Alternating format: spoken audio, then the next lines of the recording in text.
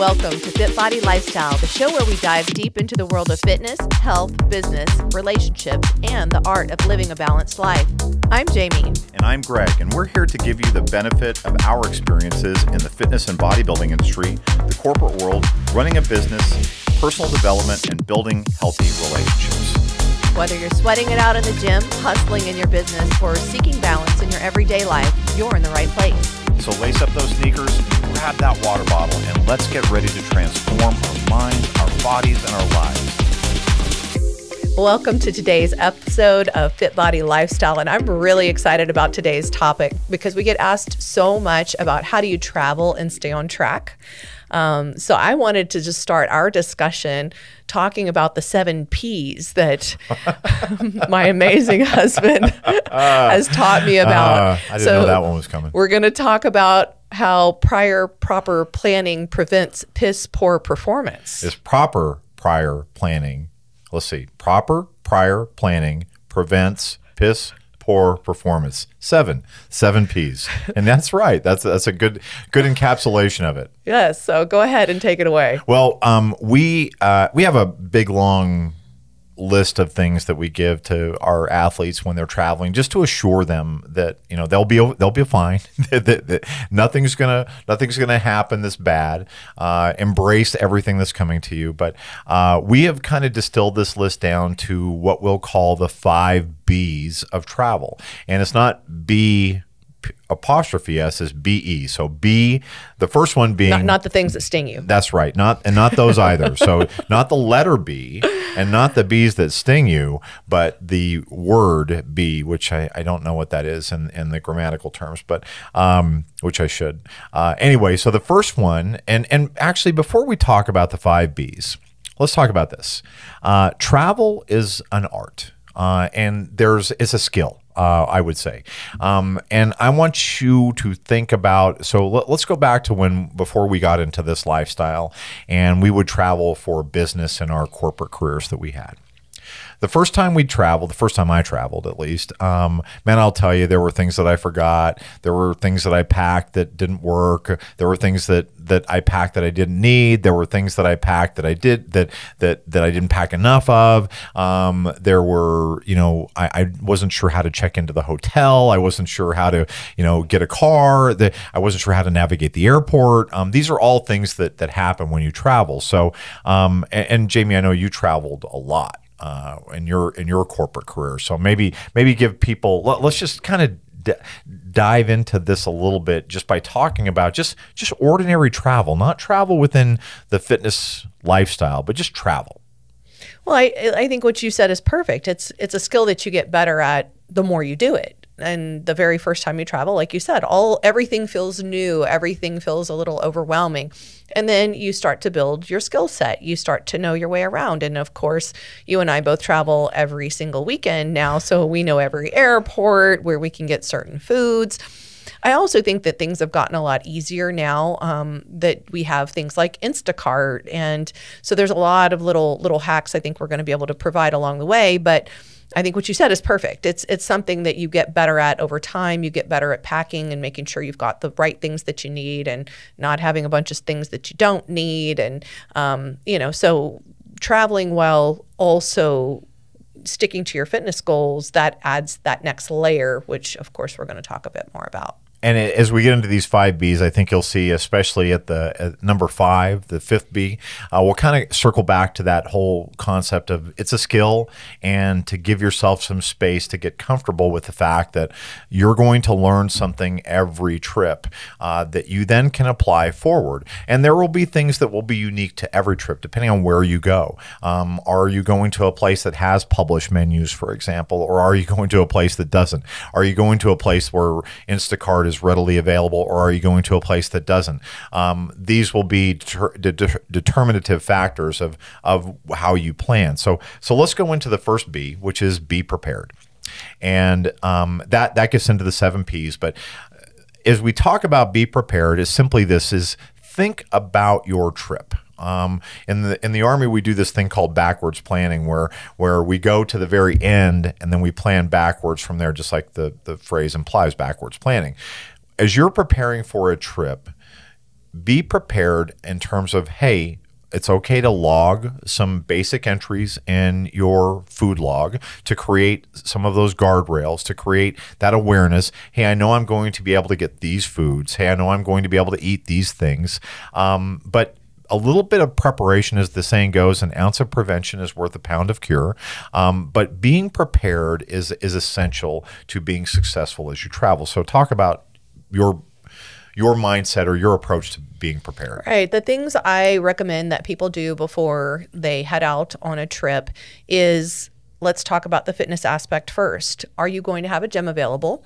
You can always reach out to the hotel you're staying at, or if you're staying at an Airbnb or something else, find out what are the facilities there, and if there's not a place that you can train, is there something nearby? A lot of hotels even have relationships with local gyms where you can get a discount for the day, which is really convenient. So doing your research on the front end is going to help a lot with stress once you get there. If you're not going to have time to make it to the gym, get creative. Throw some exercise bands into your bag. I've done that many times. I've done my cardio in the stairwells at the gym, just running up and down the stairs if there was no cardio equipment available. There's always a solution, and it's funny to me when people go, oh, I couldn't do anything because there was just nothing there. You can get creative. You can go to a park if you want to and go do some pull-ups on the monkey bars and some push-ups, and you can still get something in. So the more prepared you are of knowing what's going to be available to you and coming up with some solutions ahead of the time, the less stressed you're going to be, the more fun you're going to have, and it's just going to be a better trip. Then when we start talking on the nutrition side of things, there are so many things that you can bring to help be prepared for that trip. So I always like to talk about my break in case of emergency meals. So in my bag that I bring on the plane, I have things like tuna packets and rice cakes and little 100-calorie bags of almonds, like things that are really easy for me to track, so that if for some reason my flight gets delayed or something else happens, I'm not left to just be hungry, or have to rely on, something in the airport that's not really going to suit, my needs or my goals. I will say the nice thing is that I feel like most places now have some sort of healthy options. You can get, whether it is an apple or, just there's something, there are some healthy options if you look most places. But the more prepared you are and you have what you need with you, the less stressful it's going to be. And then if you're going to be having meals out when you're there, again, prepare, look ahead of time. What is the menu like? If it's a chain restaurant, sometimes they actually already publish their nutrition facts. If it's not, maybe find a similar type of restaurant. Well, now you're getting into number 2. Okay, so that's the next one, which we'll get into a second. But I was just, you brought me back to something about being prepared, and in particular, we travel with some of our staff from time to time, and we travel in the bodybuilding community. It always amazes me the things that people bring with them. So some people travel with skillets. Some people travel with. I think it's pretty much ordinary, or not ordinary, but commonplace for people to travel with scales. But we have some athletes who travel with rice cookers. We have some athletes who travel with little skillets or frying pans that they can plug in their hotel room so that they can make their own meals. And there's an opportunity here, which is kind of exciting, I think, to be creative and figure out what works for you.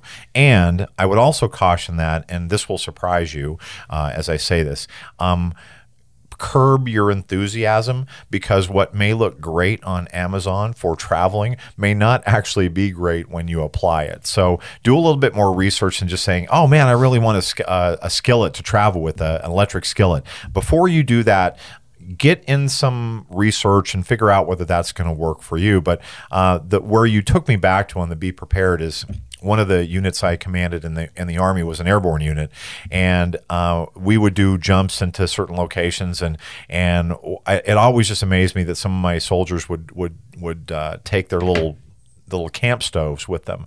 And we would hit a drop zone, and literally within a half hour, these guys would have their camp stoves up and cooking, and they would just bring cans of food and just pop the can open and eat out of those cans. And that was their thing. And that they liked menudo, which I never acquired a taste for, but that was part of their preparation. They were good traveling with those things. That was part of their preparation. So number one, be prepared. Number two, go ahead. Hold on. One more thing before you go on. See what you're going to have in terms of, what made me think about when you said the skillet. A lot of hotels actually now have microwaves in the room. And if they don't have a microwave and refrigerator is even more important. You need somewhere to keep your foods cool. Call and ask. Right. Sometimes they already have them and they're willing to provide them if they're not already in the rooms. And if they're not willing to provide them, you can even, grab something from a Walmart or Target or something like that if you need to. But I did want to put that out there as well. And you're right. And in turn, this is an important point in preparation, is that if you're, again, what's the purpose of your travel? That should be a factor in what you're doing. So if the purpose of your travel requires you to be at a specific hotel, then yes, definitely call ahead and find out what they have available, what they will and will not allow, what they will and will not provide. If you are not required to be at that specific hotel, then perhaps an Airbnb better suits your needs, or maybe there's another hotel within the proximity of whatever it is that you're traveling for that does provide those things. And we have a lot of athletes who specifically look for hotels or accommodations that have kitchenettes or more ability for them to prep their food. So that's just part of that preparation in the first B. The second B, which you kind of got into a little bit, and it's a little bit related, which is be aware. Be aware, and the primary thought here is be aware of what's around you. Be aware of menus. Be aware of menus that have macros on them. Be aware of some menus not have macros, but they have calories, and you have to do some food estimation about that. So the be aware piece is very close, but a little bit different from the be prepared, because when you get on the ground, things are going to always be different than when you are planning from a distance, unless you've been to that location before, and you may have some familiarity with it. But if you're not, then that awareness that you create on the ground, and some of that may be, hey, talk to the hotel staff, talk to the Uber driver. A lot of times Uber drivers are a wealth of information. They see cities and locations that you may be traveling to in a far different light. Talk to people, check forums. There's a whole bunch of information out there, Google, but that's just part of the awareness that you create of being on site. I don't know if you have anything to add on the be aware. Yeah, I mean, I love that, and I still encourage the direction I was going on the be prepared. I think it ties in with the be aware, but if you can prepare ahead of time for those meals out, you're going to be a lot better off. So if you already know you've got some events you're going to, you're going to be eating out, if you can get some information on those meals ahead of time, and especially if you're tracking macros, you can go ahead and log those in, and that way you're just working the rest of your day around it versus waiting till you get there and then putting it together. The more efficient you get at it, you'll find that, there's hardly a restaurant where you can't find a chicken breast, some steamed veggies, or a simple salad and, some sort of carbohydrate source. Usually you can find something, that'll suit your needs, even if you weren't able to plan ahead. And that's where the awareness comes in, be able to be flexible. And at the end of the day, sometimes you're just going to have to be intuitive, and that's okay too, and if you're eating intuitively, or giving yourself that opportunity because you decided, it's a particular meal, it's a special occasion, you want to be able to go enjoy yourself, going into it with that awareness of, am I full? Am I satiated? And I like the difference between satiated and full. Full, we don't want to be Thanksgiving Day full. We want to feel like, okay, I'm feeling comfortable. So getting to that place where you can go and maybe indulge in something, whether it be a cocktail or a little dessert, whatever it is that you want to have, if that's the case and you're being intuitive, that's a really great time to share. And you and I do that a lot. Yep. That way you don't go overboard. So, finding these opportunities to, bring awareness to anything that you're doing, while you're traveling, it'll help you just build your tools, build your, your comfort level with doing it in the future. And again, this comes under that rubric or that umbrella of the freedom that you want to experience, the ability to enjoy it. And freedom, as the saying goes, freedom is not free. You have to work at it, but a little bit of work on the front end. Again, we started out with the 7 Ps. A little bit of work on the front end will save you all that misery on the back end. So we've covered be prepared, we've covered be aware. There is one other thing that I wanted to talk about with the be prepared part is restaurant eating is always an outlier in this. It's a variable that is hard to plan for, because even though restaurants may give you macros, one of the things that they don't always give you is the sodium content or how much salt that they're putting in their foods or additives that definitely will affect how your body responds. And it's not uncommon for us to see people who go through all the planning and they did it right, and they find a restaurant that has macros and everything, and then they balloon up the day after because there was so much sodium in the food that the restaurant uses. And that happens from time to time, and that's okay. That'll shed. But that is a factor. We have people who order specifically, and I often thought, would it be more efficient if you were to print on a little 3x5 card and say, I want my chicken breast this way, I want my vegetables this way, and just give that to the weight person? I don't know if that would work, but I in my mind I feel like, wow, that'd be really helpful to the weight person, but I don't know that they're gonna follow that. But that is something that I've thought about a lot. But let's go to the third thing, which is be reasonable and be moderate. And to that, we go back to Mr. Aristotle, I think, who said nothing to excess, everything in moderation. And so as we talk about being reasonable and being moderate, application. Right. I think I led ahead as I do in talking about, feeling that satiation and that moderation, and of course, a lot of these things are going to depend on what your goals are. And, even if you're a bodybuilding competitor, if you're in off season, then moderation is going to look a bit different than if you're on season. And certainly if you've got a show coming. And in some cases, in our world, we're traveling for a show. So we have competitors that are going to be stepping on stage. And at that point, all the food needs to be prior weighed, measured, have the appropriate amount of sodium in it and things like that. Whereas when we're in improvement season, we can have a bit more flexibility with those things. So, being aware and then being moderate are going to look different during these two different types of times in the fitness journey. And again, that's where going back to being prepared and making decisions. If you're in an off-season improvement season and you're going on a cruise, I think that's one of the harder ones, or an all-inclusive. You'll actually be surprised. A lot of times they're very accommodating if you just let them know what you need. Again, keeping things simple and then enjoying a little bit of something extra here or there so that you're still being able to feel like you weren't being too overly restrictive, which again is going to depend on the person. And I do think that's very important in terms of being reasonable and being moderate. Is why am I traveling? What's the purpose of my trip? If my purpose of my trip is to enjoy myself, I'm on a vacation and I want to let loose. Well, again, this ties in with that other topic we've discussed a little bit, which is decoupling food from fun. But there is a way to allow yourself that freedom while traveling and still get within a reasonable and moderate guideline. So, and that's really what we're talking about for success here is just staying within some boundaries so that you are not dealing with the aftermath that will not only have a physiological toll on you, but potentially a mental toll. Right. And one of the things I wanted to add when it comes to traveling for fun is I think one of the things we can tend to do is eat less frequently during the day than we're used to, which can then lead to overeating. So that's where having some of those snacks I talked about earlier on hand is really great. And, maybe even thinking about having a little bit of snack before you head out for dinner, lunch, whatever it is, so that way you're less likely to want to overindulge and you're able to be a bit more intuitive. So it's really one of those things where, it is going to be some trial and error. It is going to be a matter of, what is the purpose of my travel?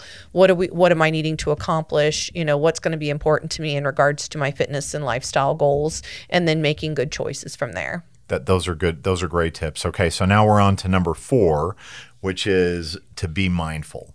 And I think you talked a little bit about this, again, leading a little bit into this, but it's the be aware. It's a little bit different than being aware.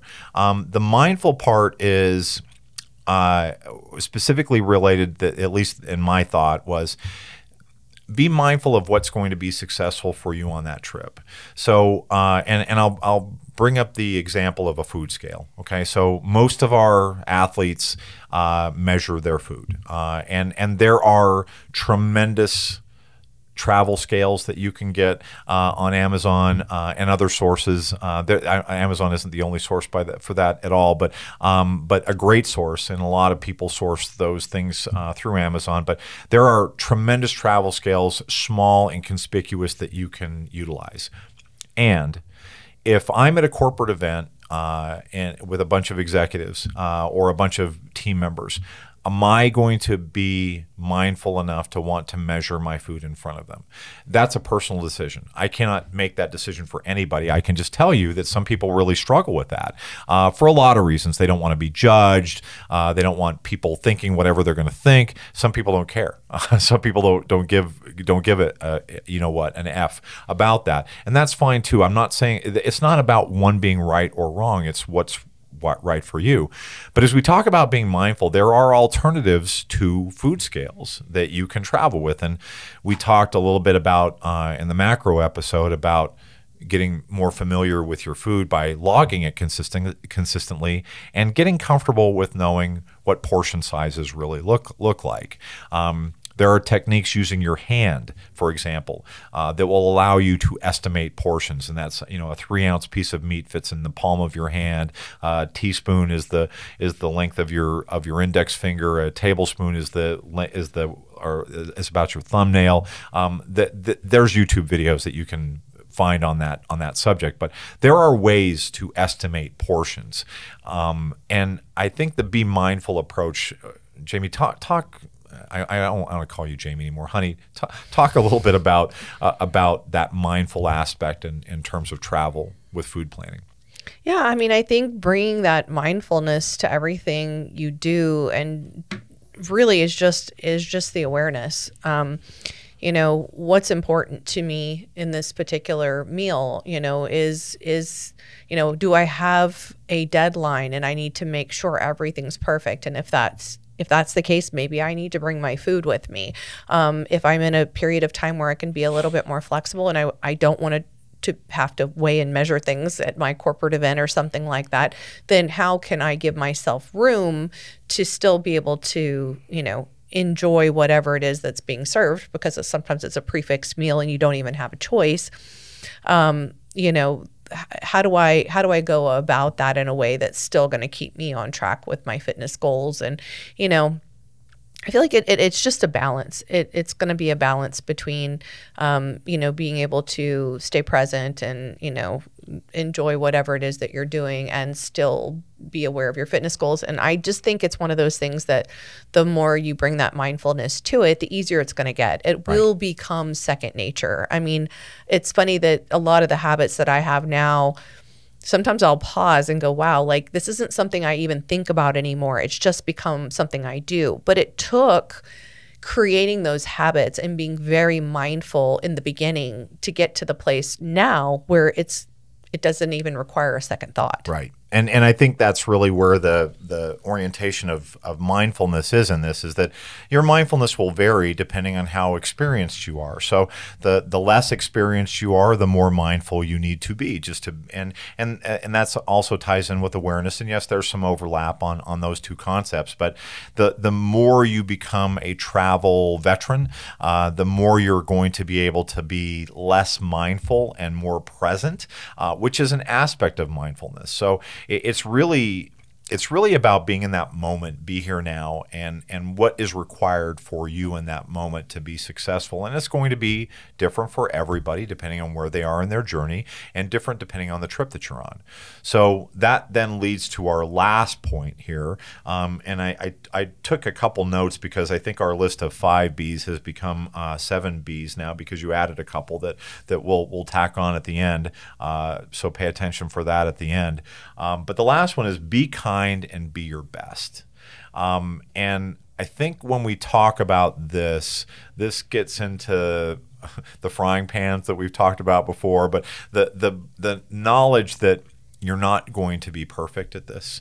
And at the end of it, what is perfection? Are you making progress? Because we really value progress over perfection. But talk about, I don't know, what advice do you give? What advice are you going to give me when I go out on a travel journey and, man, I get that chicken pot pie that I said I wasn't going to have anymore? I mean, if you make a choice to have something and it's more decadent and you know it's going to throw you off maybe of what your original plan was or your goals, first of all, enjoy it. If you're going to do it, just be present and enjoy it. Like if you're sitting there beating yourself up the whole time, why do it? So, my suggestion would be enjoy it while you're doing it. And, be smart about it. I mean, there is that portion control aspect. If you do decide to do something that's going to be, like your pot pie, like you don't have to eat the whole thing.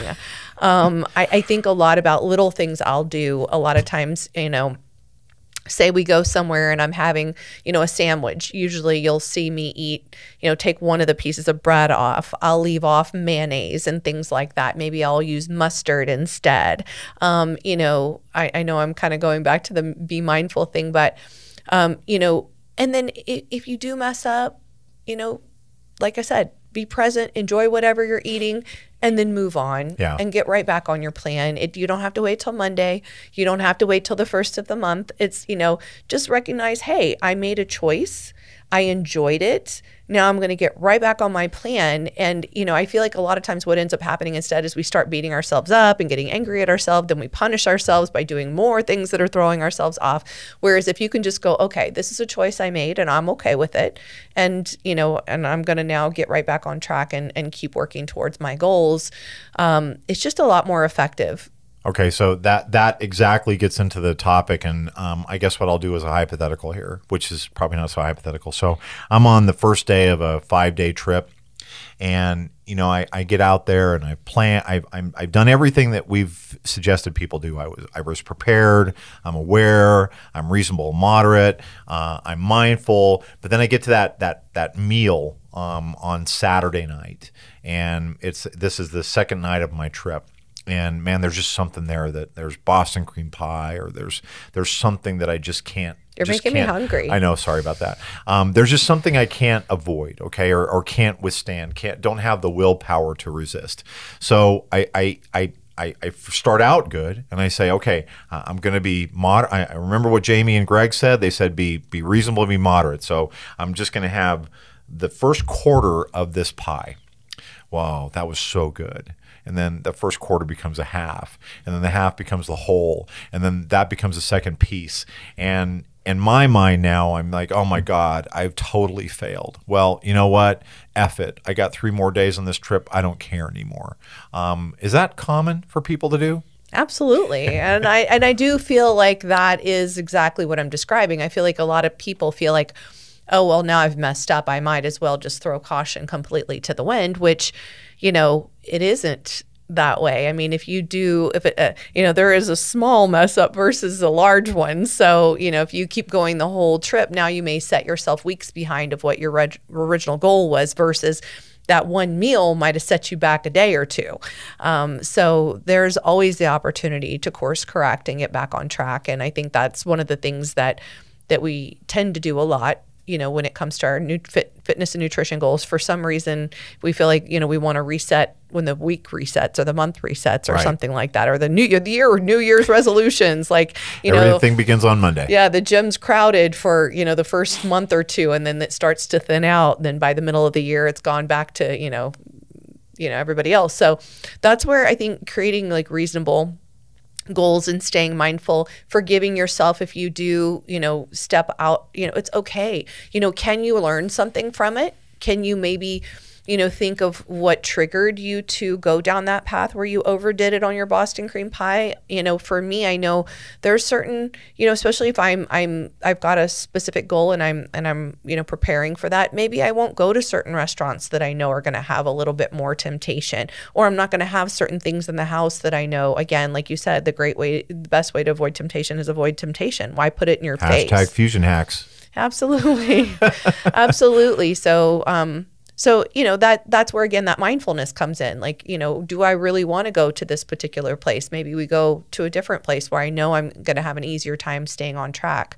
One of the things that I have people tell me a lot is, I didn't have any choice because we were going to XYZ restaurant. How many times are you going out with a group or going out with somebody and it's like, where do you want to go? I don't know. Where do you want to go? I don't know. Where do you want to go? So if you're one of these people that you're on your fitness journey, have your certain places that are, really safe restaurants for you to go to that you're really good at ordering at already. And then when that whole process of where do you want to go starts, throw out your restaurants. And usually people are like, thank you for picking because we couldn't decide. And now you're in a good spot because you're going to be able to order what is going to work for you. And everybody else appreciates that they didn't have to make the decision. That's right. And that probably falls into the be prepared part of just know what's around there and then what you can suggest. And I think about the effort mindset of, okay, I failed, so I'm just going to fail for the rest of the week. I don't really understand that. And I guess I do understand it. And it has happened to me, so I'm not going to say I don't understand it. That was very elitist, and so I apologize for that. But I do think about it a lot and think, okay, every day is on its own. Every day I wake up and the promise of that day is mine to choose. What am I going to make of that day? How am I going to conduct myself? And as we talk about a lot, sometimes you win and sometimes you learn. So there are going to be days when I learn more than I win. I'm not winning the day in terms of how I set out to live that day, but what happens that day is what I'm going to take, and then I'm going to build on that for the next day, and hopefully the next day I'm that much better. But in that day, treating each day on its own and living for that day recognizes that what we've talked about is that on any given day, your best is going to be different. It's not a straight line. It's going to be a jagged line. Some days are going to be perfect or close to perfect. Some days you're just going to not be at that point. You're going to be down at it. But that may be the best that you can do for that day. Maybe you're going to the corporate event. Maybe there are people there that you are intimidated by, or that you're afraid. There's just not that psychological safety, and you're concerned about being judged. And so your behavior reflects your discomfort in that situation. And so you need to be able to deal with that and recognize that whatever happened today, whatever failure I experienced today, tomorrow I get the chance to be better. Whatever better looks like. It may not be better for the best your day, but it can be better than the day before. And that goal is to be your best every day, which is really our fifth point, which is be kind to yourself and be your best, whatever your best is for that day. Yeah, I love that. And, at the end of the day, we get a chance to find solutions. And if we have that solution mindset, there are always options, and we might not see them in the moments, which is why it's okay. You had a day, you hit a roadblock, maybe you failed in something you intended on doing. Now you get a chance to step back and go, okay, here was the situation. What were some other potential solutions for me? And I think working through it in that way then gives you tools for the future. I actually did one trip that we did together where we went to a show in Pittsburgh, and I knew we weren't going to have a refrigerator or a microwave in the room. So I took it as an opportunity to show people how I could do basically the whole trip without a refrigerator or microwave. And so it's actually pinned on my Instagram if people want to go on and take a look at it. But I got a lot of things that didn't need to be refrigerated. I talked about some of those things earlier, along with protein powders, protein bars, dried fruit, jerky, tuna packets. Like there's just all of these options. So basically I just filled my suitcase full of all these great options. We ate out a couple times, so I showed that too, and how I decided to, fit that in. But I hit all my macros for the whole trip without ever refrigerating anything.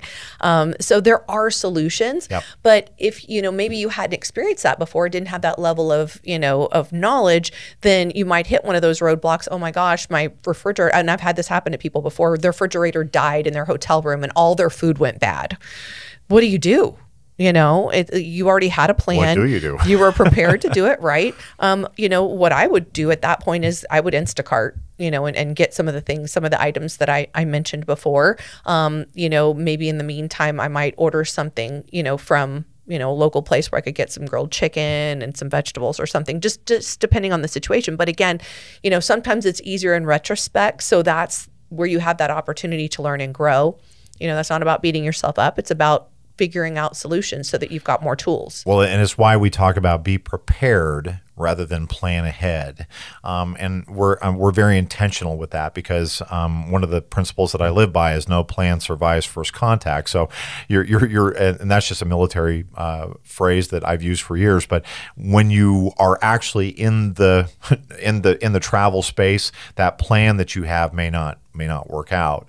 And as we talk about this, recognize some other factor, which is there's a different mindset that you're going to experience when you're traveling because you're away from your routine, you're away from your habits, you're away from your comfort zone. So you're out in that space of learning. And every trip you are outside of your comfort zone and definitely into your learning zone. So if you imagine the circles, in the middle circle, there is your comfort zone. The circle around your comfort zone is your learning zone. And the circle around that is your panic zone. And you guys can imagine how that goes, but as you're in that travel environment, you are definitely out of your comfort zone, especially the first time. You'll get more comfortable as you do it. But so let's wrap this up real quick. And I added a couple things. So our list of 5 actually is now a list of 8. So the first one we talked about was be prepared. And that just is talking about thinking about how your trip is going to go and looking backwards at it. The second one is be aware of where you're going and what is around in that space, and then incorporate that into your preparations. Be reasonable and be moderate, which is just looking at portion sizes and what happens when, don't get so full. I guess we'll call it the Thanksgiving full or the unbuckle your belt type full. We don't want that. Be mindful, and that's just simply being aware of what you need to do at that moment. You can use your hand to measure portions. You can use other methodologies or other methods. The be kind and be your best, which is just the mindset you approach with. The 3 that we added that you came up with are be intuitive, which is and I think that probably goes with be mindful. So those are closely related. Be flexible. Just know that, okay, this restaurant that I planned for may be closed for construction that day. So how am I going to be flexible and find an alternative? And then the last one, and you didn't say this, honey, but I really, it inspired in me, be creative. And that was the thought of the Pittsburgh story that you gave, which is be creative. There's a way around this. And again, it depends on how willing are you to reach your objectives and reach your goals. Are you willing to be creative so that you get to the result that you want? I love the be creative one. I think that's honestly my favorite one. And I've done that before, like challenge myself. Can I hit my macros eating out of a convenience store?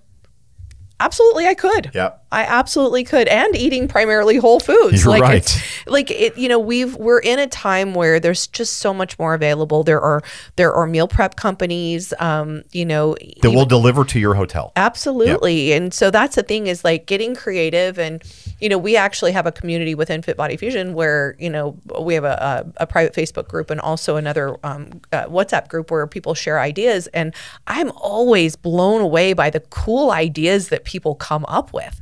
I mean, there are just so many different ways to make things happen, and especially if you're willing to be flexible and be creative. Yep, and we work with Trifecta Meals, and Trifecta delivers to, as one meal prep company, they will deliver to locations, and you can have your food for you there. So anyway, I think that wraps up today's episode, and hopefully you found some insights and some useful tips on this, how to travel successfully and stay within your plan. Thanks for tuning in, and this is Jamie and Greg signing off. Thank you for tuning in to FitBody Lifestyle. We hope today's episode has left you feeling motivated and equipped to tackle your fitness goals, business challenges, and the daily dance of life. Remember to value progress over perfection. Life's tough enough alone. Find the chosen family around you to help you along the way. If you enjoyed today's episode, we'd really appreciate it if you would subscribe and leave us a review on your favorite streaming platform. And don't forget to follow us on Instagram at FitBodyFusion.